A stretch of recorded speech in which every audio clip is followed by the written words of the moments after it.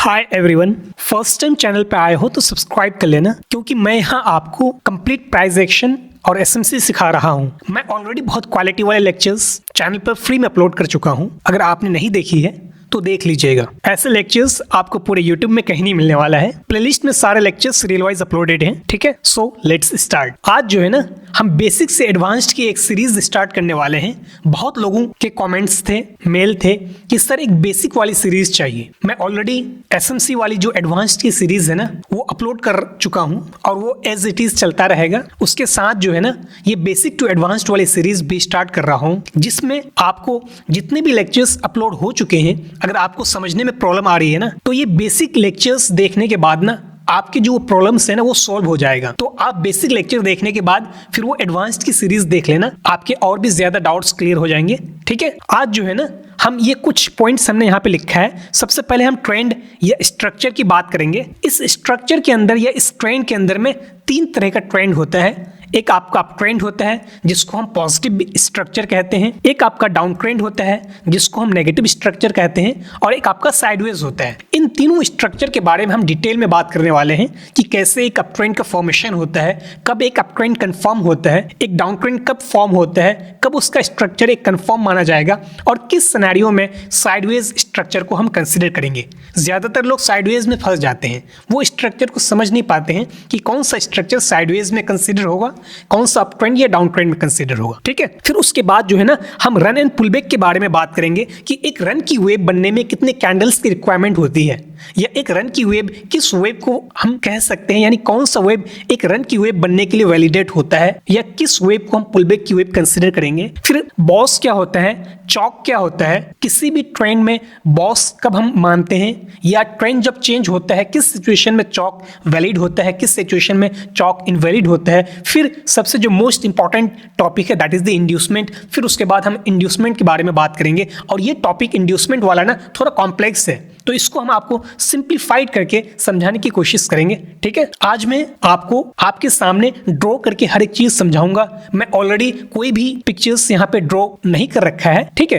तो हर एक चीज प्रैक्टिकल ड्रॉ करते हुए आपको समझाते हुए चलेंगे। ठीक है ना, तो ध्यान से समझना, एंड तक देख जाना, बहुत सारी डाउट्स आपके क्लियर हो जाएंगे। अब आप समझो, सबसे पहले हम ट्रेंड या स्ट्रक्चर की बात करते हैं। ठीक है, और उस ट्रेंड या स्ट्रक्चर में सबसे पहले हम अप ट्रेंड को समझते हैं कि एक अप ट्रेंड कब वैलिडेट होता है, कब एक अप ट्रेंड कंफर्म माना जाएगा। क्योंकि ट्रेडिंग में सारा का सारा खेलना मार्किंग का ही है। अगर आप अप ट्रेंड को ठीक से मार्क कर दिए, या डाउन ट्रेंड को आपने ठीक से मार्क कर दिया, या साइडवेज अगर आपको मार्क करना आ गया ना, तो फिर तो ट्रेडिंग बहुत इजी है ना। आपको तो एक्चुअल में पता ही नहीं है कि आप ट्रेंड मार्क कैसे किया जाता है, एक्चुअल हायर लो कौन सा होता है, एक्चुअल हायर हाई कौन सा होता है। ये चीज़ें कंफर्म जब तक आपको नहीं होगी ना, आप ट्रेंड चाहे कोई सा भी हो, अप ट्रेंड हो या डाउन ट्रेंड हो या साइडवेज हो, आप मार्क ही नहीं कर पाओगे। जब आप ठीक तरीके से मार्क ही नहीं कर पाओगे तो आप ट्रेडिंग ही नहीं कर पाओगे, आप कैसे लग जाएंगे। प्राइस अगर अप ट्रेंड में है, वो हायर हाइज और हायर लोज का फॉर्मेशन करेगा, तो आप उसको ना गलत प्रेडिक्ट कर दोगे। ठीक है, इसीलिए एक वैलिड अप ट्रेंड कैसे बनता है उसको समझना ज्यादा जरूरी है।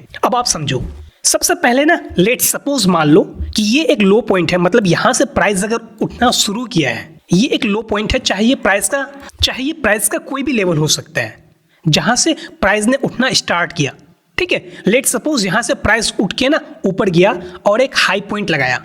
ये एक लो पॉइंट था और ये एक हाई पॉइंट बनाया प्राइस का, और इससे ऊपर ना प्राइस, इससे ऊपर और प्राइस नहीं जाता है, बल्कि यहां से इस लेवल पे पहुंचने के बाद ना प्राइस नीचे आने लगता है, यानी कि ये एक पुलबैक लेने लगता है, यानी प्राइस रिट्रेस होने लगता है। तो प्राइस जब रिट्रेस होता है ना, इस हाई पॉइंट से रिट्रेस होकर प्राइस नीचे आता है, और ये जो लो पॉइंट बना के, इस लो पॉइंट का फॉर्मेशन जब प्राइस ने किया था ना, इस लो पॉइंट को प्राइस ब्रेक नहीं करता है। यानी कि जब प्राइस यहाँ से नीचे आता है ना, तो इस लो पॉइंट को प्राइस डिफेंड करता है, इस लो पॉइंट को प्राइस ब्रेक नहीं करता है, और इसी लो पॉइंट को ना प्राइस बचा के एक नया लो क्रिएट करता है, एक नया लो बनाता है। और ये जो लो है ना, ये अपना पिछला, ये जो लो पॉइंट था ना, ये लो पॉइंट, इस लो पॉइंट से ये लो पॉइंट, यानी ये वाला लो पॉइंट ऊपर होता है, इसीलिए हम इसको हायर लो बोलते हैं, क्योंकि ये वाला लो पॉइंट ना अपना पिछला लो पॉइंट से क्या है, ऊपर है, इसलिए हम इसको हायर लो बोलेंगे। अब ये हायर लो फॉर्म होने के बाद ना,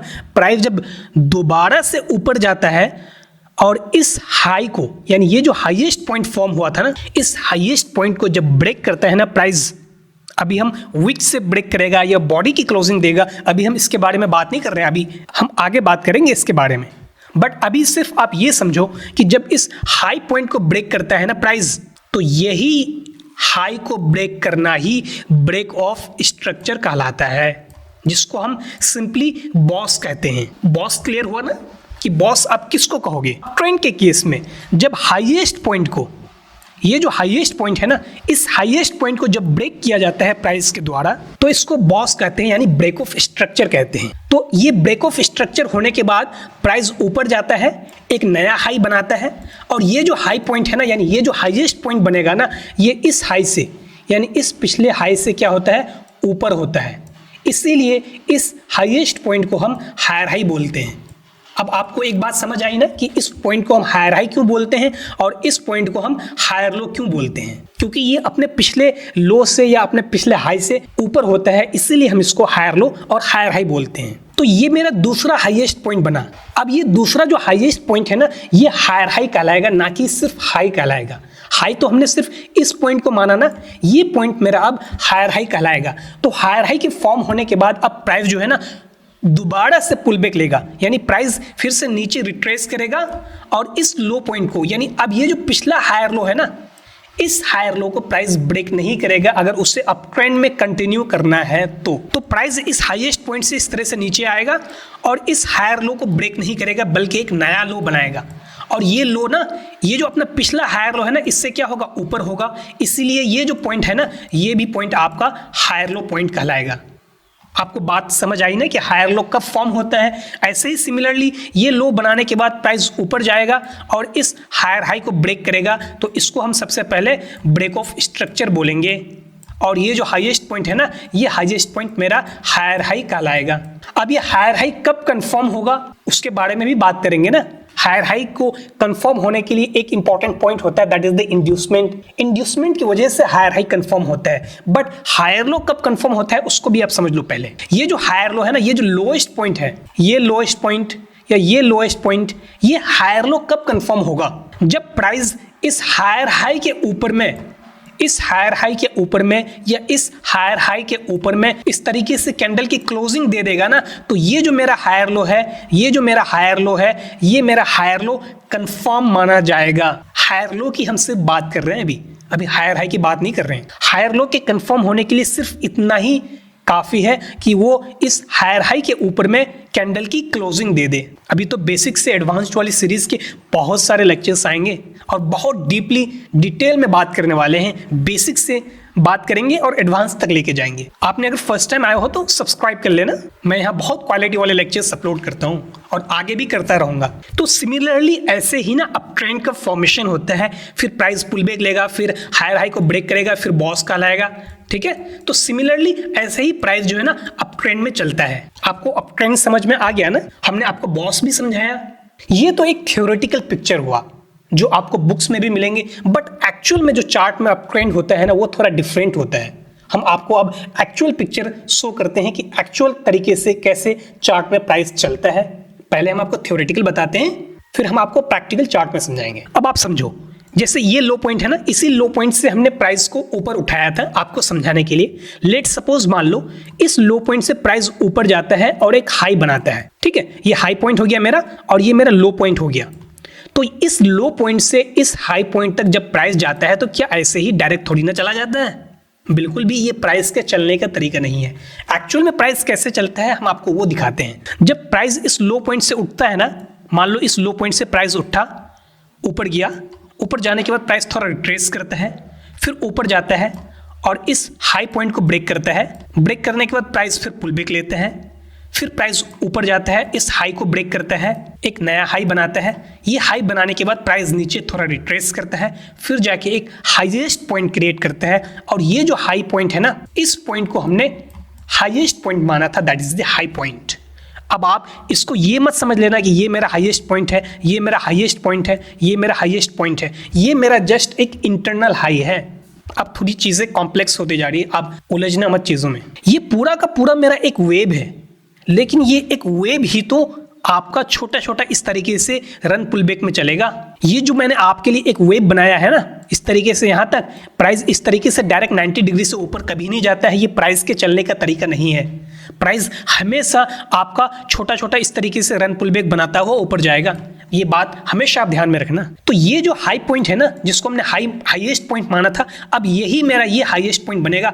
अब आप इसको मत लो पॉइंट समझ लेना, ये जस्ट आपका एक इंटरनल लो होगा, ये आपका एक इंटरनल लो होगा, ये आपका एक इंटरनल लो होगा। मेन तो लो आपका ये है, ये आपका लोएस्ट पॉइंट है जहां से प्राइस ने ऊपर उठना शुरू हुआ था। अभी जब मैं इंड्यूसमेंट का कॉन्सेप्ट लेके आऊंगा ना, तो ये जो आपको लो पॉइंट है ना, ये सारे लो पॉइंट्स क्लियर हो जाएंगे कि ये एक्चुअल में ये लो पॉइंट है क्या। ये इंड्यूसमेंट पॉइंट्स हैं। अभी जब इंड्यूसमेंट के बारे में डिस्कस करेंगे तो आपको बताएंगे। तो ये जो यहां से प्राइस उठ के ऊपर यहां तक पहुंचा ना, इसी को हम एक रन की वेव बोलते हैं। रन की वेव यानी पॉजिटिव वेव। सिंपल आप ऐसे समझो, ये एक रन की वेव बना। यहां से जब प्राइस ऊपर गया ना, तो इसको हम रन की वेव बोलेंगे। लेकिन जब ये हाई पॉइंट बनाने के बाद जब प्राइस नीचे आएगा ना, इस तरीके से प्राइस पुल बैक लेगा ना, तो ये एक पुल बैक की वेव कहलाएगा, जिसको हम नेगेटिव वेव बोलते हैं। अब ये जो नेगेटिव वेव यहां से चलना स्टार्ट हुआ और इस लो तक पहुंचा, तो इसका ये काम है अप ट्रेंड में कि इस लोएस्ट पॉइंट को, ये जो लो पॉइंट था ना, इस लो पॉइंट को यहाँ पे प्राइस ब्रेक ना करे। प्राइस एक नया लो बनाए और ये पिछले लो से क्या हो, ऊपर हो। अप ट्रेंड के केस में ये कंडीशंस हैं। अब ये जो इस तरीके से एक पुल बैक लेगा, प्राइस नीचे आएगा ना, तो डायरेक्ट ऐसे 90 डिग्री से नीचे तो नहीं आएगा ना। प्राइस इस तरीके से छोटा छोटा रन पुल बैक बनाता हुआ नीचे आएगा।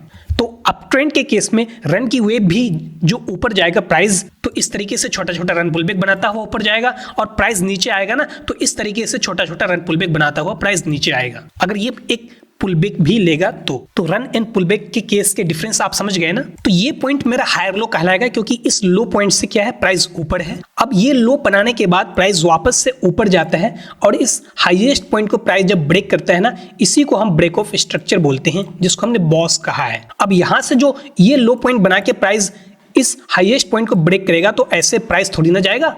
ये एक्चुअल तरीका नहीं है प्राइस के चलने का। आपको ये बुक्स में मिल जाएंगे, बट ये एक्चुअल मूवमेंट नहीं है। प्राइस जो ऊपर जाएगा ना, आपका कुछ इस तरीके से ऊपर जाएगा, इस तरीके से ऊपर जाके इस हाईएस्ट पॉइंट को ब्रेक करेगा, तब ये जाके ब्रेक ऑफ स्ट्रक्चर कहलाएगा। ऐसे ही सिमिलरली प्राइस नीचे पुल बैक लेगा कुछ इस तरीके से, और इस हायर लो को प्राइस ब्रेक नहीं करेगा, एक नया लो यहाँ पे बनाएगा, जिसको हम हायर लो बोलेंगे, क्योंकि ये अपना पिछला लो से क्या है, ऊपर है, और फिर ये इस तरीके से ऊपर चला जाएगा और इस हाईएस्ट पॉइंट को प्राइस ब्रेक करेगा, जिसको हम अगेन ब्रेक ऑफ स्ट्रक्चर बोलेंगे। अब ट्रेंड के केस में आपको हर एक पॉइंट्स क्लियर हो गए ना। हमने आपको ये बताया कि हायर लो कब कंफर्म होता है, ये भी हमने आपको बताया। बॉस कब होता है, ये भी हमने आपको बताया। रन की वेव क्या होता है, ये भी हमने आपको बताया। पुल बैक की वेव क्या होता है, हमने आपको ये भी बताया। एक्चुअल मूवमेंट कैसे होता है, हमने आपको ये भी बताया। सिर्फ अभी ये बताना बाकी है कि हायर हाई, ये जो हायर हाई बनता है ना, हाईएस्ट पॉइंट, ये हायर हाई कब कंफर्म होता है, हम उसको भी बता देंगे, क्योंकि हायर हाई के कंफर्मेशन ना इंड्यूसमेंट से लिंक है, इसलिए हम आपको नहीं बता रहे। तो अप ट्रेंड के सिनेरियो हमने आपको समझा दिए। हम आपको इंड्यूसमेंट वाला भी कॉन्सेप्ट बता देते हैं हायर हाई को कंफर्म करने के लिए सिर्फ। अब आप समझो, इस लो पॉइंट से प्राइस जब ऊपर जाता है ना, कुछ इस तरीके से छोटा छोटा रन पुल बैक यानी पॉजिटिव नेगेटिव वेव बनाता हुआ प्राइस ऊपर जाता है और एक हाईएस्ट पॉइंट क्रिएट करता है। ये हाईएस्ट पॉइंट बनाने के बाद जब प्राइस नीचे आता है यानी पुल बैक लेता है, तो एक नया लो बनाता है। ये मेरा हायर लो कहलाएगा अप ट्रेंड के केस में। फिर प्राइस अगेन वापस ऊपर जाता है और इस हाईएस्ट पॉइंट को ब्रेक करता है, जिसको हम ब्रेक ऑफ स्ट्रक्चर बोलते हैं। तो ये जो मेरा नया हाईएस्ट पॉइंट बनाना, इस नए हाईएस्ट पॉइंट को हम हायर हाई कब कहेंगे, यानी कि ये हायर हाई कब कहलाएगा। अब आप मेन चीज ये है, इसको समझो। जब प्राइस ये हायर लो बनाने के बाद ऊपर गया ना, अब आपको इस तरीके से ऊपर जाता हुआ दिख रहा है, लेकिन ये एक्चुअल मूवमेंट कैसे होता है आप समझो। प्राइस कुछ इस तरीके से ऊपर जाता है, एक पॉजिटिव वेव बनाता है, एक नेगेटिव वेव बनाता है, फिर एक पॉजिटिव, एक नेगेटिव, एक पॉजिटिव, एक नेगेटिव, एक पॉजिटिव, एक नेगेटिव, एक फाइनली पॉजिटिव वेव बनाता है और इस हाईएस्ट पॉइंट को ब्रेक करता है, जिसको हम ब्रेक ऑफ स्ट्रक्चर बोलते हैं। इतनी बात आपको समझ में आई ना। अब आगे देखो। अब मान लो मुझे ये हाईएस्ट पॉइंट है, इस हाईएस्ट पॉइंट को as a higher high confirm करना है, तो ये हायर हाई कब कंफर्म होगा। तो ये हाईएस्ट पॉइंट बनाने के बाद जब प्राइस पुल बैक लेगा ना, कुछ इस तरीके से प्राइस पुल बैक लेगा ना, तो आपका ये जो फर्स्ट लो है ना, जिसको हम इंटरनल लो बोलते हैं, यानी कि प्राइस इस लो पॉइंट से जब उठा था ना, कुछ इस तरीके से ऊपर उठा था ना, तो ये जो लास्ट आपका इंटरनल लो है ना, जिसको हम फर्स्ट इंटरनल लो भी बोल सकते हैं, इस फर्स्ट इंटरनल लो को प्राइस जब तक नहीं लेगा, यानी कि प्राइस ये हाईएस्ट पॉइंट बनाने के बाद प्राइस नीचे आएगा और इस लास्ट इंटरनल लो यानी कि फर्स्ट इंटरनल लो टॉप से अगर आप कहोगे तो जब तक प्राइस इसको नहीं लेगा तब तक ये हाईएस्ट पॉइंट मेरा as a higher high confirm नहीं माना जाएगा। आपको आई बात समझ में? हमने बेसिक के लेक्चर्स प्लेलिस्ट में भी अपलोड कर रखे हैं। फर्स्ट लेक्चर्स, सेकंड लेक्चर्स वो बेसिक के ही हैं, लेकिन ये जो लेक्चर है ना, ये जो सीरीज है ना बेसिक से एडवांस्ड वाली, ये थोड़ा और भी ब्रॉड है। आपको जहाँ कन्फ्यूजन होता है वो कन्फ्यूजन भी दूर हो जाएगा। इसमें थोड़ा अच्छे क्वालिटी में लेक्चर को देखना, आपको चीजें और भी बेहतर वे में दिखेगा और बेहतर वे में समझ आएगा। और मैं जिस तरीके से रियल टाइम पे जो मार्क करता हुआ मैं जा रहा हूँ ना, उसके साथ आप कनेक्ट करना, वरना आपको लगेगा कि पता नहीं ये क्या मार्क करता हुआ जा रहा है। ठीक है, तो रियल टाइम जो लेक्चर के हैं उसके साथ आप कनेक्ट करते हुए देखना, तब मैं जो चीजें ड्रॉ कर रहा हूँ ना वो आपको सीधे समझ आ जाएगा। तो अब ट्रेंड का सिनेरियो आपने समझ लिया।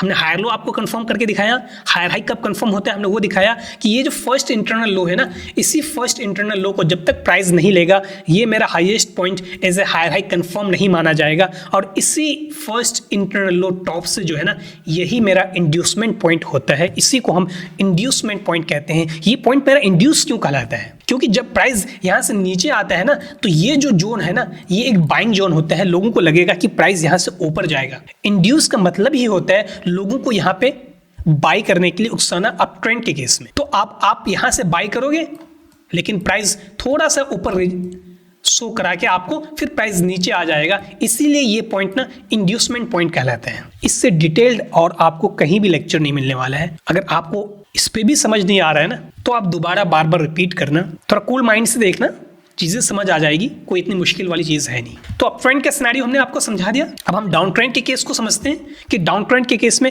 कैसे लोअर लो और लोअर हाई कंफर्म होता है, वहां पे बॉस कैसे होता है, अभी ट्रेंड चेंज कैसे होता है, वो पॉइंट बाकी है जिसको हम चौक कहते हैं, वो भी समझाएंगे हम आपको। अब आप डाउन ट्रेंड का सिनेरियो समझो। देखो, स्ट्रक्चर मैपिंग ही सारा का सारा खेल है ट्रेडिंग का। और ये जो चीज मैं आपको बता रहा हूं ना, ये स्ट्रक्चर मैपिंग का बेसिक ही है, क्योंकि इसी के अकॉर्डिंग स्ट्रक्चर मैपिंग किया जाता है, यानी स्ट्रक्चर को मार्क किया जाता है। तो आप करेक्ट वे में स्ट्रक्चर को कैसे मार्क करोगे, उसी के लिए ये सारे पॉइंट्स हैं। क्योंकि तीन ही तरीके तो स्ट्रक्चर हो सकता है, या तो अप ट्रेंड होगा, या डाउन ट्रेंड होगा, या साइडवेज होगा।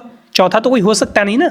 अब आप डाउन ट्रेंड को समझो। अप ट्रेंड के केस में हमने ना लो पॉइंट माना था जहां से प्राइस उठ के ऊपर गया था, लेकिन डाउन ट्रेंड के केस में प्राइस तो नीचे गिरता है ना। प्राइस नीचे गिरता है जब, तो टॉप से मान लो ये एक प्राइस का हाईएस्ट पॉइंट है, यानी हाई पॉइंट है, जहां से प्राइस क्या करेगा, नीचे गिरेगा। अब ये नीचे गिरेगा तो कैसे गिरेगा डाउन ट्रेंड के केस में, उसको समझो आप। लेट सपोज मान लो ये एक प्राइस का हाई पॉइंट है, प्राइस यहां से गिरता है, एक लो बनाता है, यहां ये प्राइस का हाई पॉइंट है ना, तो हम इसको H से मार्क करते हैं। तो प्राइस यहां से नीचे गिरा और एक लो बनाया, जिसको हम लो पॉइंट मार्क करते हैं। बस इतना सिंपल है। अब आप आगे समझो। ये लो बनाने के बाद प्राइस रिट्रेस करता है, यानी कि ये प्राइस पुल बैक लेता है।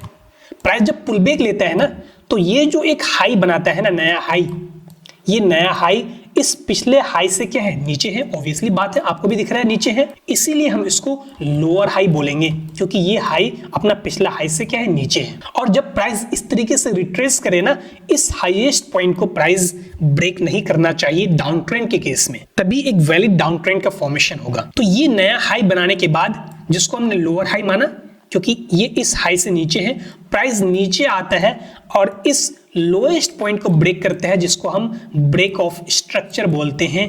अप ट्रेंड के केस में आपने क्या देखा था, हाईएस्ट पॉइंट को प्राइस ब्रेक करता था, लेकिन डाउन ट्रेंड के केस में प्राइस इस लोएस्ट पॉइंट को ब्रेक करता है, जिसको हम ब्रेक ऑफ स्ट्रक्चर बोलेंगे। और ये एक नया लो का फॉर्मेशन करेगा, जिसको हम लोअर लो बोलेंगे। लोअर लो क्यों बोलेंगे, क्योंकि ये अपना पिछला लो से क्या है, नीचे है, इसलिए हम इसको लोअर लो बोलते हैं। और इसको लोअर हाई क्यों बोलेंगे, क्योंकि ये अपना पिछला हाई से क्या है, नीचे है, डाउन ट्रेंड के केस में। इतनी चीजें क्लियर है ना आपको। सिमिलरली प्राइस जो है ना फिर ऊपर जाएगा, यानी पुल बैक लेगा। ये लो बनाने के बाद प्राइस पुल बैक लेता है और एक नया हाई पॉइंट बनाएगा, जो कि मेरा इस लोअर हाई से क्या होगा, नीचे होगा, जिसको हम अगेन लोअर हाई बोलेंगे, इस हाईएस्ट पॉइंट को। फिर प्राइस नीचे आएगा और इस लोअर लो को ब्रेक करेगा, जिसको हम फिर से बॉस कहेंगे, ब्रेक ऑफ स्ट्रक्चर कहेंगे। और ये फिर आपका नया लोअर लो बन जाएगा, क्योंकि ये अपना पिछला लो से नीचे है।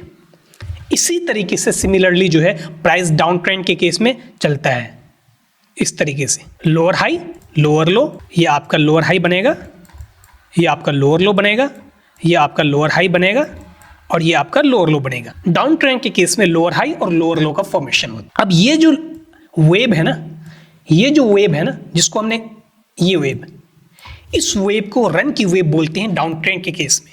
यानी कि ये वेव नीचे आ रहा है। अप ट्रेंड के केस में क्या था कि जो वेव ऊपर जा रही थी उसको हम रन की वेव बोलते हैं, लेकिन डाउन ट्रेंड के केस में क्या है कि जो वेव नीचे आ रही है ना उसको हम रन की वेव बोलते हैं, और ये जो वेव जो ऊपर जा रही है ना इसको हम पुलबैक की वेव बोलते हैं डाउन ट्रेंड के केस में। तो रन और पुलबैक के बीच में आपने डिफरेंशिएट कर दिया ना कि अप ट्रेंड के केस में किसको बोलेंगे, डाउन ट्रेंड के केस में किसको बोलेंगे। ठीक है, हमने आपको अप ट्रेंड के केस में ये बताया था कि हायर लो कब कंफर्म माना जाता है और हायर हाई कब कंफर्म माना जाता है। सिमिलरली डाउन ट्रेंड के केस में ये लोअर हाई कब कंफर्म माना जाएगा, जब इस लोएस्ट पॉइंट यानी कि या इस लोअर लो के नीचे कैंडल की क्लोजिंग हो जाएगी ना, तब आपका ये जो आपका लोअर हाई पॉइंट है, ये एक वैलिड लोअर हाई बन जाएगा डाउन ट्रेंड के केस में।